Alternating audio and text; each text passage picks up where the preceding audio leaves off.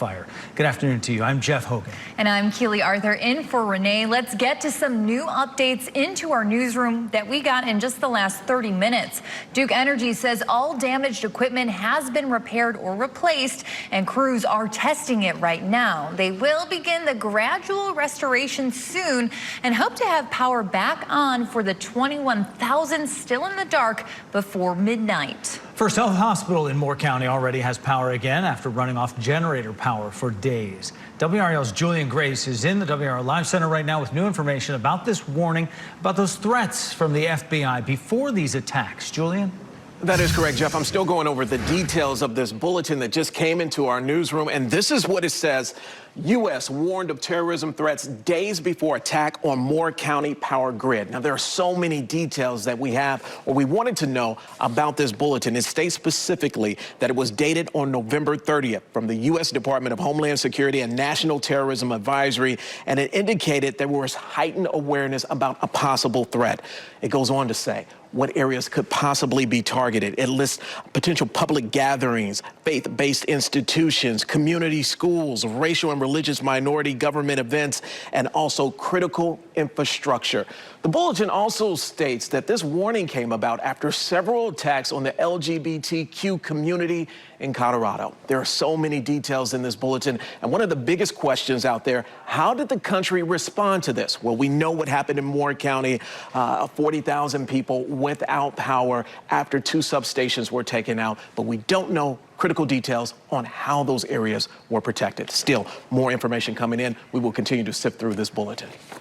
Julian, thanks for that. That is the Homeland Security piece. The FBI is also looking for information about the substation attacks. This morning, they released 2 posters with a message to the public. The posters ask anyone with information to contact the Moore County Sheriff's Office tip line, your local FBI office, or submit a tip online.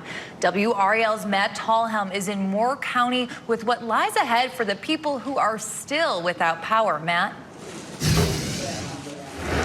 Yeah, Keely, we're inside First Baptist Church here in Pinehurst. Their power actually came back on late Sunday, and we have some good news from Duke Energy. Just within the last hour or so, we've learned that all the repairs are made to those substations that were damaged, or at least temporary fixes for them. So all that power should be on to everyone in this county by midnight. But I want to show you what they're doing here at the church. You can see they've set up a line here with hot food. They're providing meals for folks in this county who still don't have power, because this will come back on in waves, and it could be a while. They've also set up a charging station over here. They say hundreds of people have been coming in every day, charging everything from their phones to even oxygen tanks. We actually just met a family that came in here. They needed to charge an oxygen tank, a guy for his wife. So this is what they're doing right here. This is all through the Cary-based NC Baptists on Mission. They travel all over and bring their volunteers. They brought laundry facilities and mobile kitchens here. They're making 3,000 meals today, and they plan another 400 tomorrow to help people who are still just getting their power turned back on. Now, this group has provided disaster relief after hurricanes and even helped in Ukraine recently with the refugees from Ukraine. They say this situation, though, here is different. We want to take care of people who are in need. So we're going to respond wherever there's a need. The difference is people are still able to stay in their homes because their homes are not damaged. It's not a natural disaster. There's no flooding or anything. So some people are still able to stay in their homes. We talked with one family who picked up some bottled water here to take home. They are hopeful the power will come back on for them soon. Duke Energy says it is gradually restoring the power in waves. Right now, at the latest check, the outages are down to about 12,000, so that's a big drop. Yesterday, we were looking at 35,000, even going into last night, where we're still without power in this county. But they will be out here still providing these meals and providing assistance here, because it will take time for folks to recover here. We are expecting an update on the investigation and the recovery and restoration of the power coming up at 4 o'clock. Of course, WRAL will be there, and we'll bring you any new information and updates from that.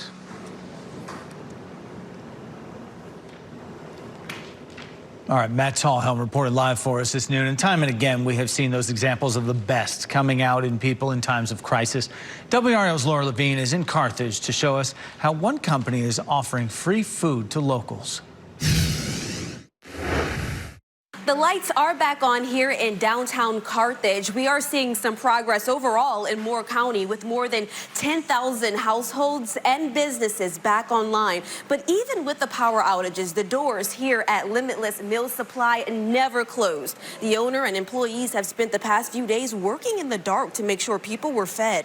The power finally came on here yesterday morning right before we walked in. The owners were thrilled, rushing to plug in some of those appliances. They've been using flashlights, backup generators, whatever they could to still cook and bake, making meal preps for people to take to go and providing free pancakes and coffee to those in need of a hot meal. We figured if we could, we would. So we were going to be here no matter what. So we would just open our doors and do whatever we could do to help people out. We had internet with our generators. We have friends working here, and a big old gas range that we can make lots of pancakes on. And she tells me she plans on continue doing this as long as the need is there. The doors here will close today at 3 o'clock. Laura Levine, WRAL News in Carthage. There are a lot of other businesses and groups providing hot meals and free food, and we have a list on WRAL.com for you. Look for this story on our homepage. You also find lists of places where you can get free bottled water and places to go to get a shower or do laundry. Blue Cross and Blue Shield of North Carolina is also stepping up with a big donation to help those in Moore County. Today, the company said it will donate $25,000 to the American Red Cross of Eastern North Carolina to support sheltering and other essential needs. Additionally, Blue Cross NC is allowing early prescription refills through Friday to ensure customers have access to the prescriptions they need. Our coverage of the outage in Moore County continues at 12:30 with another update on repair efforts and, of course, the investigation.